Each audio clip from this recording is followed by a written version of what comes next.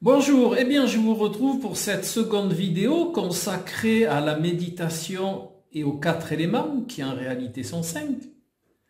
Donc dans cette vidéo, nous allons voir la méditation pour les personnes qui ont une dominante eau.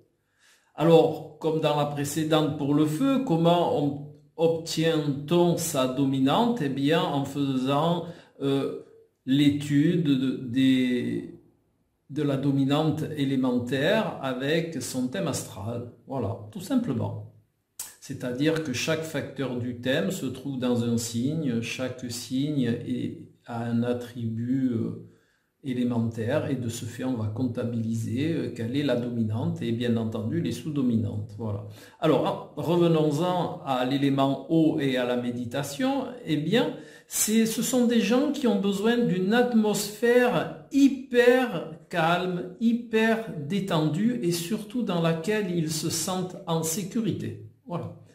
Ensuite, ce sont des gens qui peuvent méditer tout simplement grâce à leur gros potentiel imaginatif.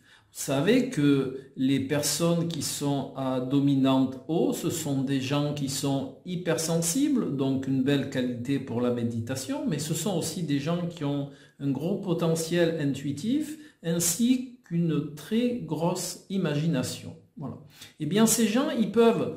Alors, il y a un contexte qui leur est hyper favorable, c'est méditer au bord d'un lac ou au bord de la mer, hein, puisque l'eau, mais en plus, la vision de l'eau va vraiment les mettre en transe et ça va encore décupler toutes ces belles facultés.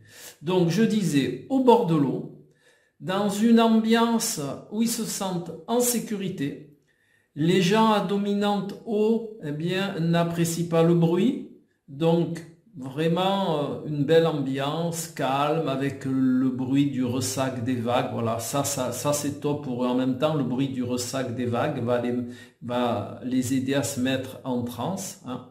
Voilà, donc ils se mettent comme ça au bord de l'eau, œil ouvert, à mi-clos ou fermé, c'est comme ils le ressentent.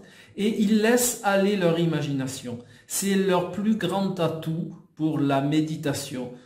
Pour ces gens-là, à dominante eau, pas de méditation dirigée. Ça leur convient pas vraiment. Donc, ils se mettent là, tranquilles, et ils laissent aller leur imagination. Et vous allez voir que s'ils sont au bord de l'eau, déjà, le bruit du ressac des vagues, plus partir dans leur imagination, eh bien, à un moment, ils vont complètement déconnecter. Et c'est là où toute cette belle alchimie va se mettre en jeu. Ils vont avoir accès vraiment au monde subtil, hein, surtout que l'eau est aussi rattachée à la spiritualité. Donc ils vont avoir accès à tous ces mondes subtils, ils vont ressentir. Il est aussi bon de savoir que les dominantes eau, elles sont réceptrices. Hein, ce sont des personnes réceptrices aux énergies subtiles. Alors ne vous en privez pas. Expérimentez, surtout ayez confiance en vous, n'ayez pas peur de ces énergies subtiles, je vous garantis ça va être un grand moment pour vous.